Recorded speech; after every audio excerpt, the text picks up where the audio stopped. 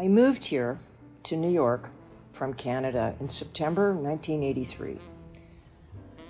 I remember it was September because it was a heat wave like nothing I had ever lived through. I quickly landed in the East Village and moved into Allen Ginsberg's old apartment with a friend.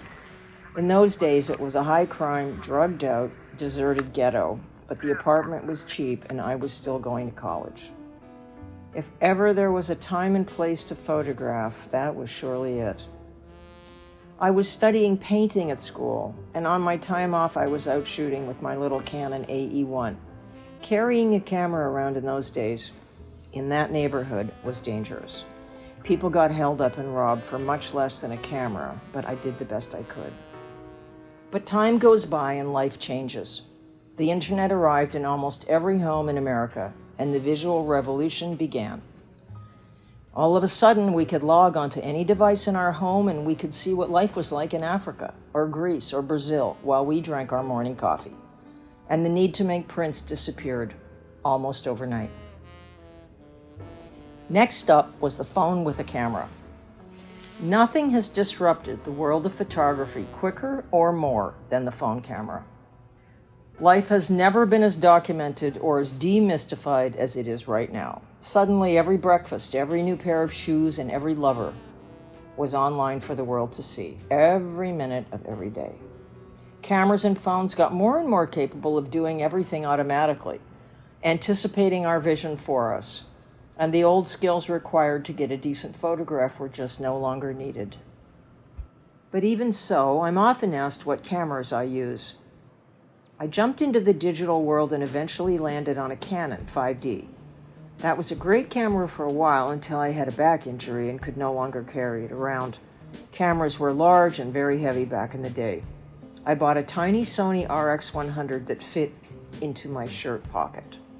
I used that until my back improved a bit, and then I bought a Sony a7R, and I still shoot with the newer model of that. Sometimes life calls for very big prints, and the A7R's large sensor really delivers. On the other hand, last year I bought a Leica Q3. I was looking for something much lighter and much smaller to grab and go on the street. To be honest, I think gear matters less and less. I've taken some of my best photos with an iPhone, and in the end, to me, it's always been about telling people your story as clearly and as beautifully as you can with whatever camera you have in your pocket. With over 8 million people crammed into this little place, it should come as no surprise that I look for visual relief on an empty street.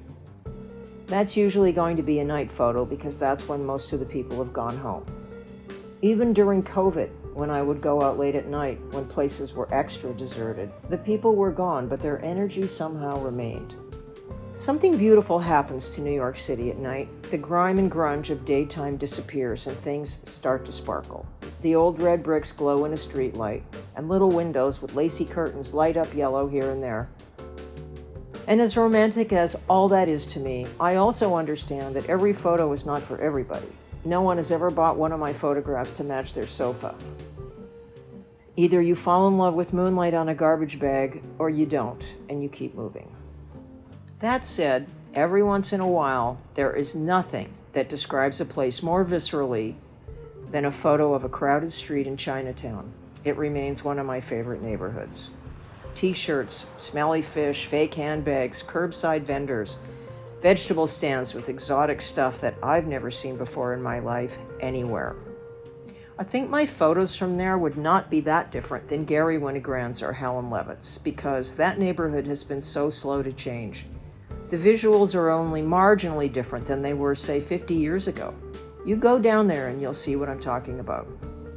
Nowhere else portrays the commerce, trafficking, the bargaining of everything imaginable on every level, and the never-ending New York hustle quite as keenly. To understand Chinatown, you have to go face to face. Another place I love to photograph is Little Italy. Gentrification has taken its toll on that area, but there's still a little old world there if you know where to look. And even though there's only 5 or 6 blocks left of it, it's still a big tourist destination. And for a reason. You can find a defining spirit there and a mood that remains part of the New York zeitgeist. When I look at a street photograph, there are certain things that locate the photo for me. I want to know where it was taken, and I want to know when it was taken. Obviously, clothing and hairdos are hints, but other things also tell the tale. Signs, sometimes neon, sometimes hand-painted, but you can be sure the old ones don't look anything like the new ones. And dogs. More so maybe in the old days, they would change from hood to hood, often telling me the socio-economic vibe of that area. But even more than those things for me are the cars. It would be impossible for me to keep documenting American life without including the cars. Back in the day in New York, before everyone had knew everything all the time, long before our present-day disposable culture, it wasn't uncommon to find a 25-year-old car that Dad still drove parked on the street. Especially on the Lower East Side before it got all rich and shiny, when it was still a little depressed and more affordable for struggling families and artists. Yes, they were used cars, and yes, they were old and maybe even hand-me-downs. But a giant tail fin caddy, washed and polished within an inch of its life, told me that the American dream was still alive and well down on Ludlow Street. On any given Sunday, I could find a dad out there with a hose and a bucket of soapy water, washing up the caddy for the coming week. Those old cars revealed more about that neighborhood than anything else ever did. I guess to me, the beauty of street photography has always been this. It's something anyone can do without permission. All you need is a camera and a good pair of shoes.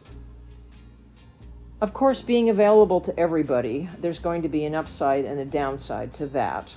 I don't think we understand yet what exactly it will mean when we finally arrive at the future.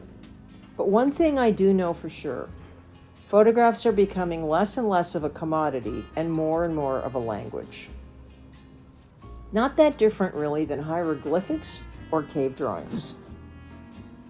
Photographers are storytellers, and good history is made up of stories. As I continued to think about photography in this way, I had an idea somewhere around 2020. I thought, maybe it's time to tell the stories of the people who live in the buildings that I've been photographing for 25 years. I started with a few volunteers, an 18mm lens and a flash, and off I went. 3 months and 200 portraits later, about 80 of those photos ended up as a book called New Yorkers. It featured a few friends, but mostly random New Yorkers at home, alongside a small life story that I wrote from info given to me by them. After that project, I headed west and started again, except this time with Californians at home. Those portraits became another book called California Dreamers. We're in the middle of a visual shakedown, a total reboot of everything that came before us. The revolution continues with no end or wind up in sight. We're just trying to keep up. None of us know where it's heading or where it's going to land. I read somewhere that 57,000 photos are taken every split second, but I still think they matter. So in the meantime, we soldier on. We keep taking our photographs and we continue to tell our stories as truthfully as a photograph will allow.